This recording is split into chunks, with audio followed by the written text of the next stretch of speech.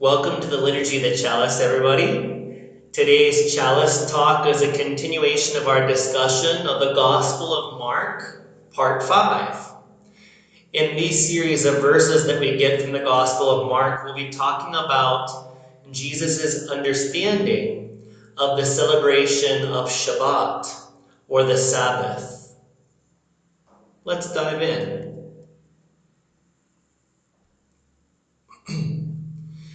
So, some preliminary ideas if you're not used to the Sabbath. I find that most Christians that I talk with do not know what the Sabbath is.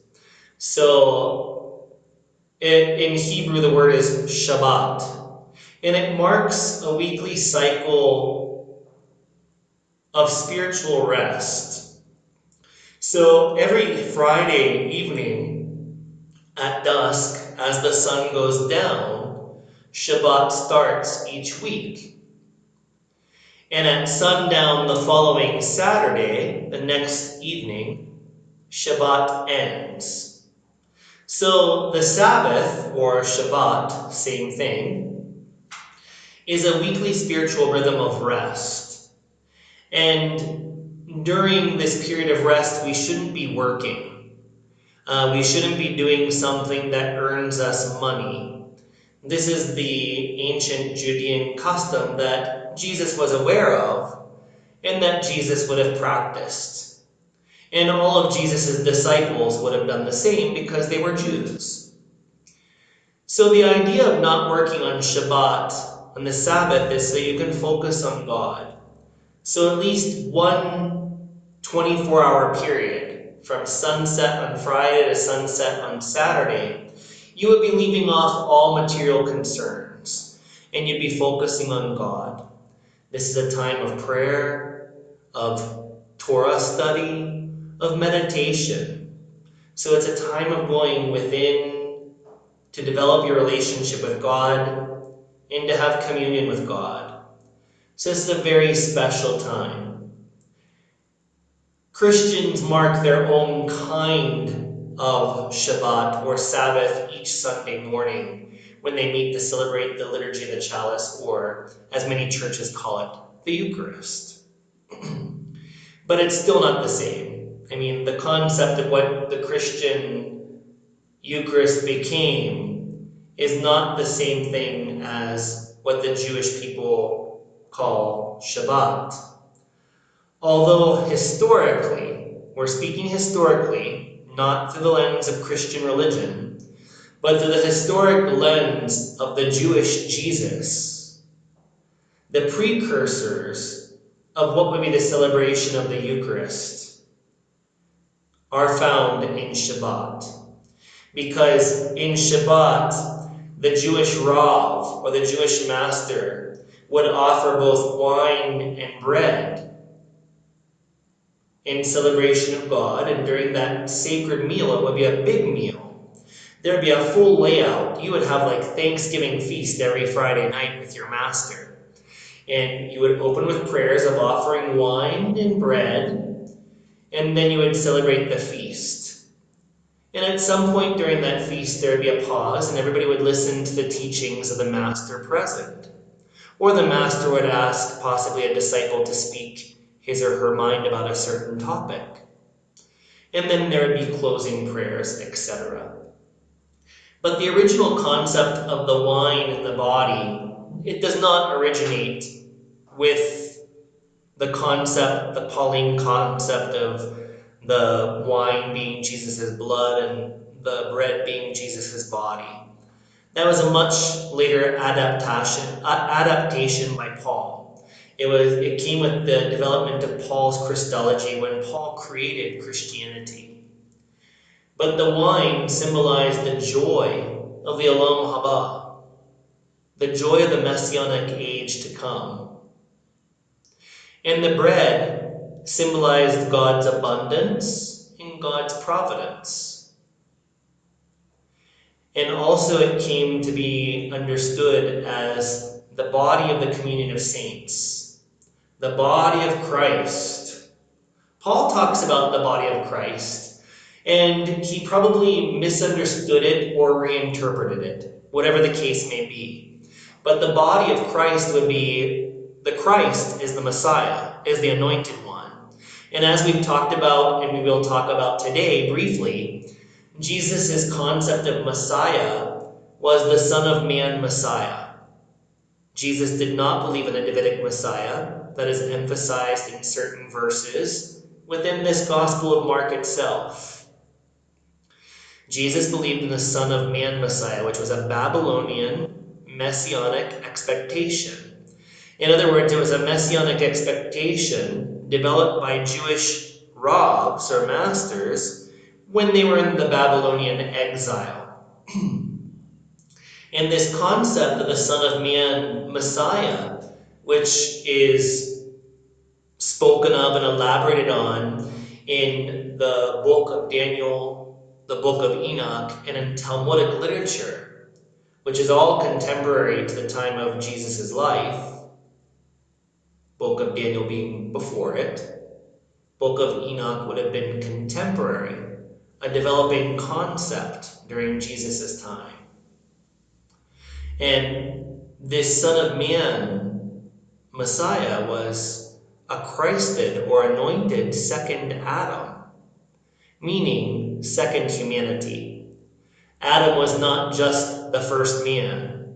Adam means humanity, humankind. So the first Adam is marked by selfishness and seeking for oneself. The second Adam, which is the body of Christ, represented by the bread, is the communion of saints. The body of Christ is all sainted, perfected, illumined beings. And when we eat the bread, it is us wanting to commune, be close to, be accepted by the communion of saints. And this is what Jesus would have celebrated. Jesus wouldn't have just celebrated the Last Supper. The Last Supper was very Jewish. Jesus being a Jewish Rav, which is the predecessor to what would become a rabbi after the fall of the Second Temple in 70 AD, he would have practiced as any Jewish master would have. He would have had a table seder every Friday night to mark the beginning of Sabbath. And there he would have offered wine symbolizing the joy of the Olam Haba, and bread symbolizing God's abundance, and also communion with the communion of saints, which he wanted his disciples to be reborn into. So this gives us a little bit of an idea of the historical concept of what Eucharist would have been for Jesus.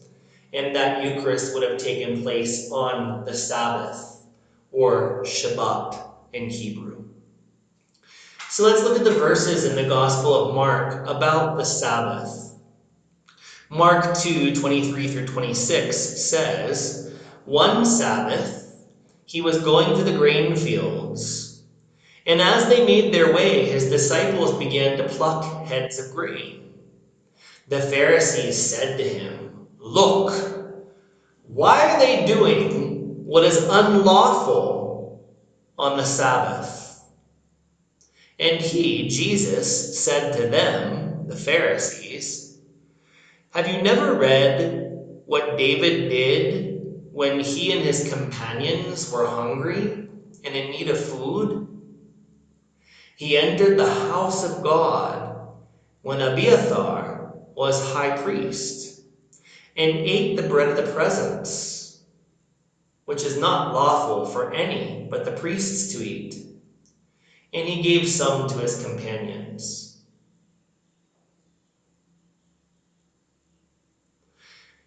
So what does this mean? I mean, we can interpret it many different ways, and many priests and ministers throughout the ages have given talks on these verses. But the main point that the Pharisees were criticizing Jesus for was that he was allowing his disciples to work in a field. They were harvesting grain on the Sabbath. So nobody could stop working altogether, right? Everybody acts. Humanity cannot cease in acting, right? As long as we're alive, our hearts work, our lungs work, our brains work in thought. We can never be totally still for any extended period of time. So work we must. But one important idea was that you would cease working on the Sabbath to stop material gain, material endeavors. In other words, business work, business relations should not happen on the Sabbath. But here we see Jesus' disciples plucking heads of grain, presumably so they can make bread or take it back to their community or to the women that probably would have cooked at that point in time in history. And the grain would be made into different kinds of food for them to eat. So it wouldn't have been that they picked the grain up off the stalks and started munching on it there in the field. They were working, right? But they weren't working for material gain. And what else were they working for? They were working for the whole spiritual community. They were doing a spiritual service to sustain the entourage that traveled with Jesus everywhere. Jesus traveled by foot and sometimes by boat to different areas all over Israel. So people traveled with Jesus, his disciples and his inner circle, and sometimes people followed him through one city or a few cities. And he had to feed people, especially those that were always with him. So they were collecting grain on this particular day so that they could cook something later, so they can sustain their congregation, their community. So, in my opinion, such kind of gathering of food is a spiritual act because you're doing selfless service to gather food or the ingredients for food so you can feed a whole congregation. And undoubtedly some of that wheat would be gathered to make the bread offered on Sabbath, which is needed for the worship of God. So you're doing work to sustain this body, which is a temple of God. And also you're doing this work to make bread so you can offer it during the Seder. So Jesus saw this all as a way of sustaining the community, sustaining his spiritual congregation, etc. So it wasn't work that was done for selfish gain, just to fill my bank account.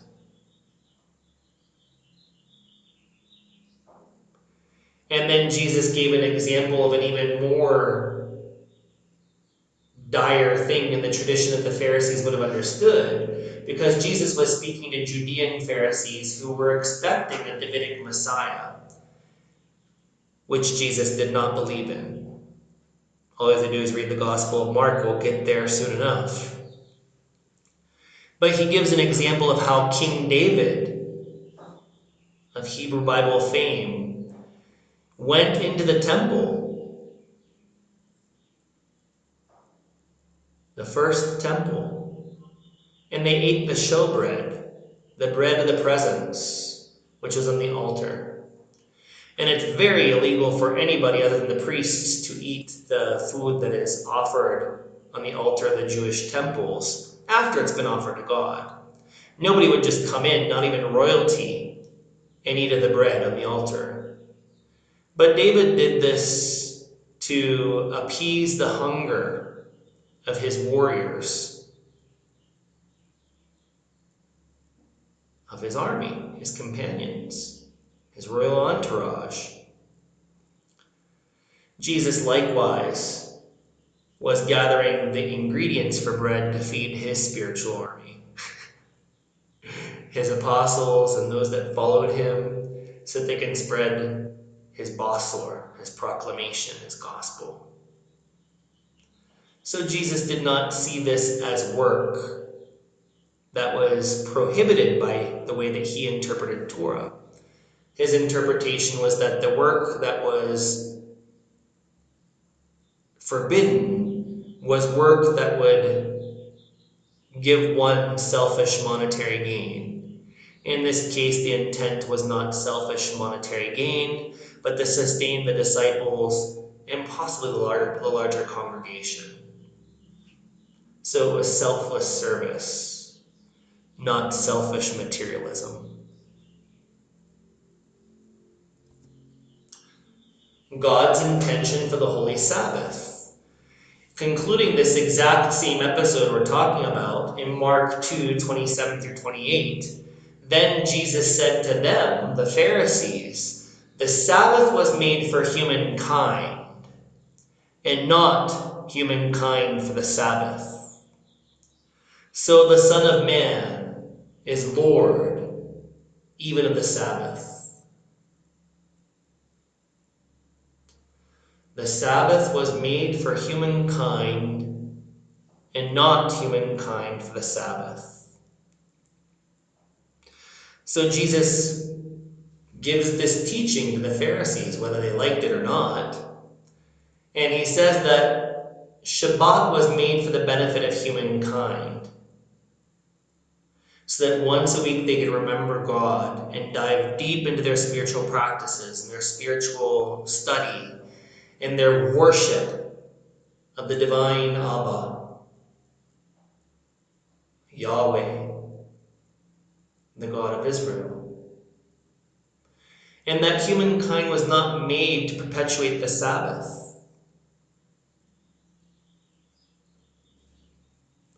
So Jesus said that Shabbat is around to benefit humankind. And likewise, we're gathering this week to benefit humankind. We're going to make food out of this for our congregation so we can keep on spreading a message.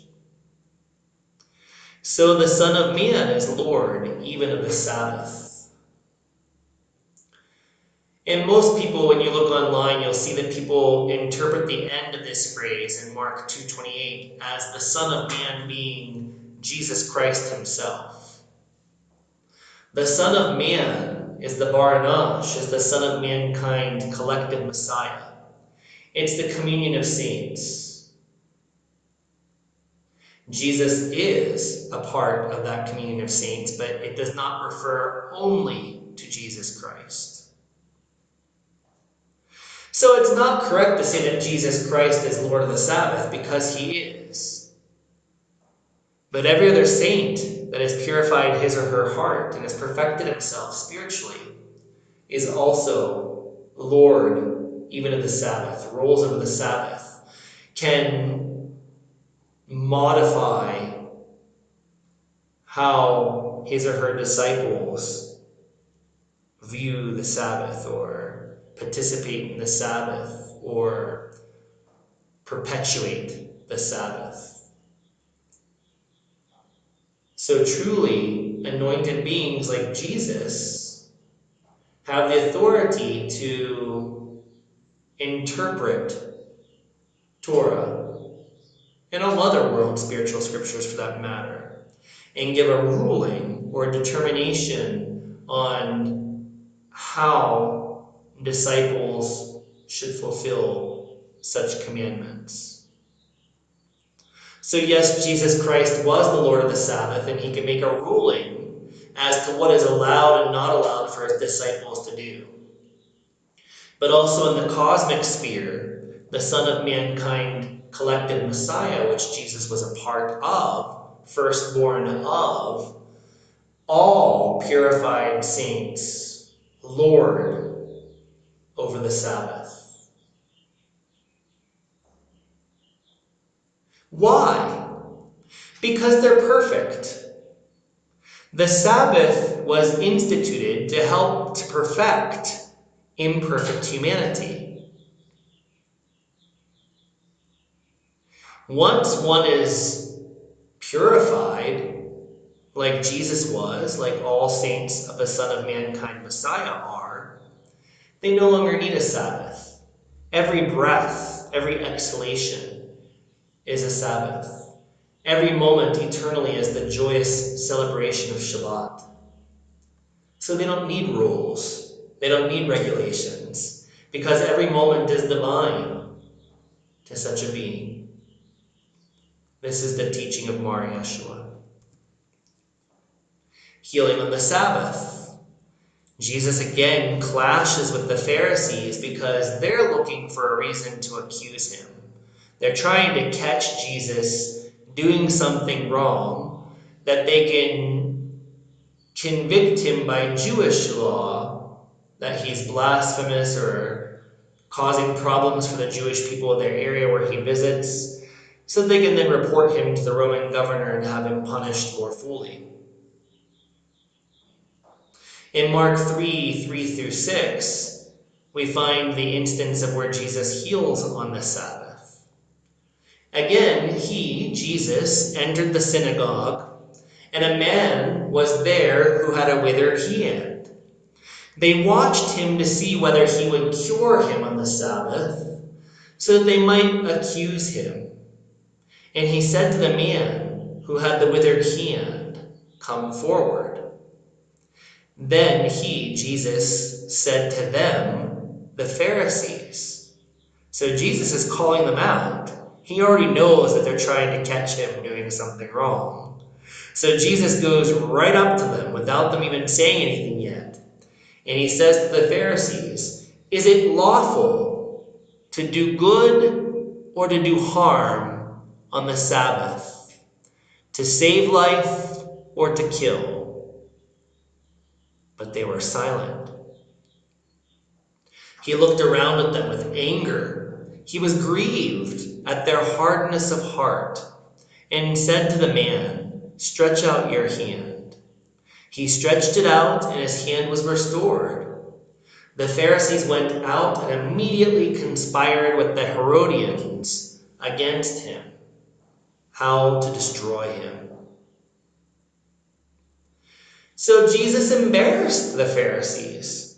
He asked them. He knew that they were trying to catch him working on the Sabbath. Again, work is for monetary gain. Jesus did not say, "Give me $5 and I'll heal your hand." Jesus was motivated by the love of God in his heart that permeated his consciousness. He was motivated by God to heal. And for him, it didn't matter whether it was Sabbath or not. And then furthermore, he said, is it lawful to do good or to do harm on the Sabbath? Because he was only doing a good action. He was healing this injured or disabled man. Right? If a man couldn't work with his hands in those days, he would essentially die. He and his family would probably starve. So is it lawful on Sabbath to save a life or to kill by not doing anything at all? And they were silent because they couldn't say with everybody watching in the crowd, "Oh, you can't do good on the Sabbath," right? That would be contradictory to the divine celebration itself. But again, the main idea is that you are not allowed to work on the Sabbath for selfish gain. Jesus did a divine healing. He didn't make a business agreement with the man and say, "Oh, give me $100 and I'll heal you." It was from the goodness of his heart. He was inspired by God to call forth this man and to heal him. And just for doing a very good divine action, the Pharisees conspired against him with the Herodian government.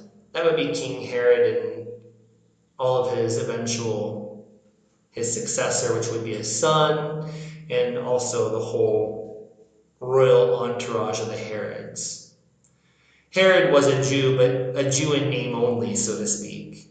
He was a stand-in from the Roman governor to rule the Jews in Jerusalem. So most of the people of the land, the Amaharetz, the Jewish people that weren't rich Pharisees and Sadducees, they really detested Herod because he was just a puppet government. He was a puppet government representing the interests of the Roman occupation. But the Pharisees had a good relationship. The Pharisees that ruled the temple had a good relationship with the Herods because the Herods built the second temple. It was their money that built the second temple. So the Pharisees went and conspired with the Herodians against Jesus on how to destroy him. And at this point, we can't really be sure. I mean, I don't know the exact Hebrew verb used. The exact Greek word used for the word destroy. Maybe it meant destroy his reputation, but I'm pretty certain it meant to kill him.